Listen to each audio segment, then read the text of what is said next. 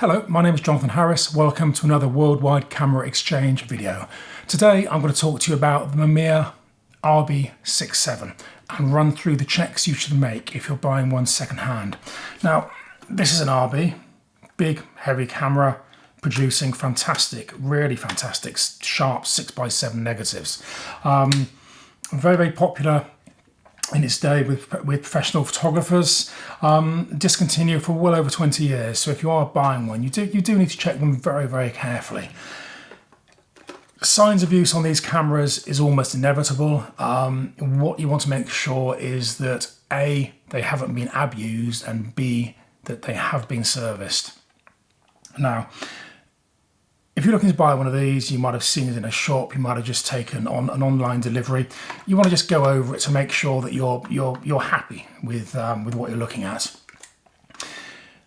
Three things I would always recommend checking. Check the cosmetics, check the mechanics, check the optics. So first of all, let's look at the cosmetics. Now, with any film camera of this age, the very, very first thing I will always check is the light seals. Now, on all film cameras, light seals are made out of a rubberized material, and as with any rubber-based material, over time it will disintegrate and it will break up. So if the light seals aren't replaced every maybe 6 or 8 years, they get tacky, they fall apart, and they let light through. So the first thing with a camera like this I'll check is the light seals. Now, the easiest place to see them on the RB is on the back. So the first thing I would always do is just take the back off. Here, these two slides, top and bottom, back comes off, and you can see just around here there's a thin foam strip. That's past the light seals, and if you touch it, look at your finger, just rub your finger along it. If the light seals are beginning to disintegrate, you'll get a nasty sort of black stain, and you'll see that the foam is no longer spongy, it's become very sticky. Once you've checked it there, take the P adapter off, or the revolving adapter off. That's that little lever there. Just pull that up, try not to drop it, and check there. There are also some light seals in there and in here that you can just check out, and just make sure that they're they're all intact. They're not getting tacky. If there is any suggestion they're getting tacky, then just the camera just needs to be serviced, and the light seals do need to be replaced. There are light seals elsewhere, but if those seals there are sound, you can be fairly sure that the other light seals are sound as well. So check those out, and hopefully they'll be good. I will then look at the cosmetics overall. Look at the top of the camera. I mean, this the waist level finder here is very, very clean. No marking there at all, which is really nice. Look at the lens. A filter in very clean, no nasty dents.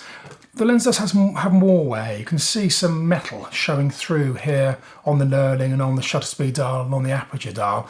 Now, that's not necessarily a problem. A few marks are inevitable, but you do want to make sure it's been well serviced. As I said, have a look at the bottom. Any marking here, any dents here. Look on the bottom corners here and here, and here and here. Bear in mind, these are big, heavy cameras. If they're put down on a solid surface in a very heavy-handed way, they will get dented. Just by checking over the condition, the cosmetic condition, you can learn a lot about the camera. Have a look at the winds on crank here. These are quite vulnerable. Just make sure there's not a nasty ding or a nasty amount of wear on that, because if they're knocked, that can actually damage the winds on mechanism. And also look at the front standard. As you focus on these, you rack the front standard backwards and forwards there. Just make sure that this here hasn't been knocked heavily and distorted, or on this side it hasn't been knocked heavily and distorted. If they have been knocked, the focusing will generally feel quite tight, and it won't feel nice and smooth. This one does feel nice and smooth, which gives me confidence that the front standard is in good condition.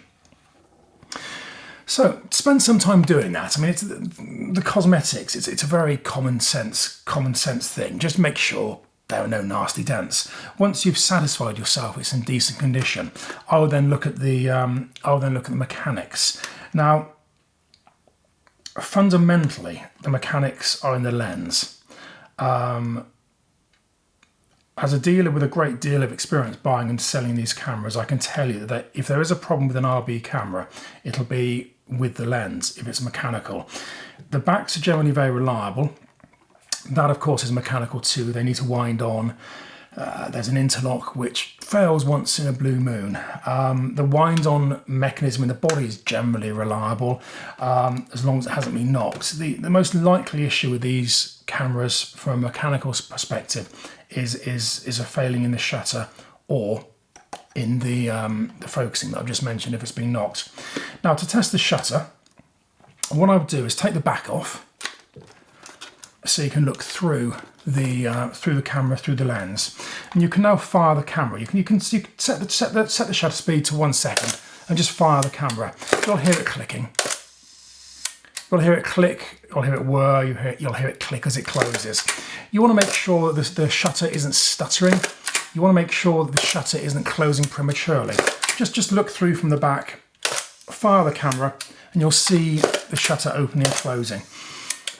Go down to ½ second and just repeat the exercise. Just fire it 2 or 3 times. Just make sure the shutter is making the noise you'd expect it to hear. Now, you obviously can't time it, that's ridiculous, but what you can hear is that it's consistent. So every time it's fired on 1 second, it is consistent. Every time it's fired on ½ second, it's consistent. If you go to 1/4 second, again, of course you can hear it's faster, and you can also hear it's consistent. And again, by looking through the camera, you can see that the shutter is opening and closing as it should. Once you've gone down from a second to 2 seconds, sorry, from a second to ½ second to 1/4 to 1/8, you can't really tell much by listening. But what I would then do is to go to the top speed and just same exercise on the top speed, but this time look through the camera, holding the camera towards a bright source of light, and just fire the shutter. You're not timing the shutter at this point, obviously, but that would be impossible. What you're doing is making sure the shutter is opening and closing. So just hold it up to the light, fire the shutter, make sure you can see a quick flick of light. Now, if it's firing on its top speed and if it's firing consistently on its slower speed, you can be 95% sure that it's going to fire on all the intermittent speeds. If these cameras have an issue with the shutter, it's going to be either on the slow speeds or it's going to be a misadjustment which stops the top speed opening. So check out the slower speeds, check out the top speed. If those pass, you're good to go. While you've been doing that, it's also a good idea to shut the apertures down to minimum, whatever, 22 or 32, whatever it might happen to be on the lens. Again, just fire it. You can see the apertures closing down. Then maybe open it up halfway. You should be able to see the apertures opened up. Open it up to full aperture again, fire the shutter. Yeah, you can see it's opened up fully. So from that, you can see the apertures working. You could at this point also just plug in a flash and make sure the flash synchronization is working.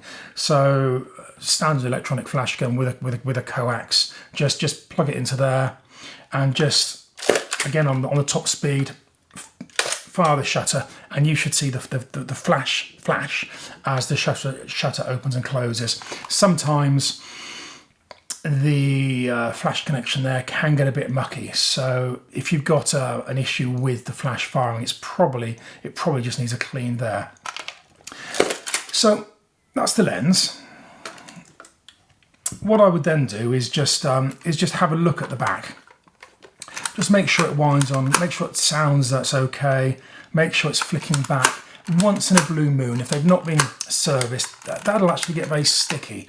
Or if it's been knocked, they won't fly back into position. The spring action is lost. So make sure that's all operating as it should.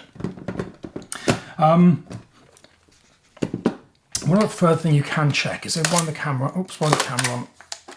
There we go. Take the lens off and just fire the shutter and look in from the front, just to make sure that the mirror is going right up where it should be. And look from the back, just to make sure the mirror is clearing the film gate. But as far as checking mechanics, that's about all you need to do. And if it's going to pass those tests, you can be fairly sure that the camera is sound overall. Ultimately, it's a good idea to put a film through. And if you put a film through the camera, you can then check to make sure that the frame spacing on the back is correct. The frames aren't overlapping. That said, I have to say I don't think I've ever come across an issue with an RB where there has been a problem with overlapping frames on the back. I mean, once in a blue moon, you might come across an issue with the interlock. That's the thing that stops the camera firing until it's been all wound on and the shutter's cocked. But that's actually quite rare. If they've been serviced, they're generally very, very good, reliable cameras. Okay, so you've looked at the cosmetics, you've checked over the mechanics. The last thing I'll just check is the optics. Take the lens off and just look through the lens. Now this one is actually quite important because these are quite old lenses. It's quite common to get issues with misting and fungus inside, and also sometimes optical problems if they've been knocked. So look through the lens, just make sure there's no misting inside, there are no nasty spots with spidery legs, or there's no nasty spider web type growth across the lenses inside. That's all fungus. And also watch out for misting. Misting can also be a sign of early fungus. So you want to make sure that inside is nice and clean, nice and clear and bright. One or two little spots of dust, that's okay. That's almost inevitable with these lenses. That isn't going to cause a problem, but it's the spots with the spidery legs. That's what you've got to watch for, because that's fungus and that really is nasty. So just make sure that the glass in the lens is clear. Look at the front element, look at the back element, and just make sure they're clean. One or two little scratches on the front, that's quite common. It's not going to affect the performance, but it will affect the resale. Again, look at the back, make sure that's clean. Very light coating marks and very light scratches won't impact performance, but just make sure that the marks aren't excessive.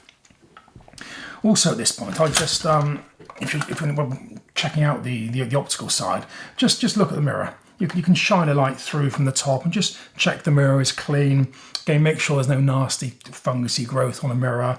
Just have a look inside here and make sure there are no nasty there's no nasty marking on the focusing screen. So you've checked the cosmetics, you've checked the mechanics, and you've checked the optics. Once you've gone through those checks, if you're happy with everything you've seen, then you're going to have a good dependable camera. As I said earlier, a film can be a good idea. The one thing I would caution is if you're putting a film through, make sure you do the other checks as well, because if you've got a problem with for example, fungus in the lens, a film won't necessarily pick that up. So yeah, put a film through, fantastic, but just do the other checks as well, just to be on the safe side. So I hope that's been useful. If you have any questions, please put them in the boxes below. Otherwise, please subscribe and like, and I hope to see you again soon. Thank you. Bye-bye.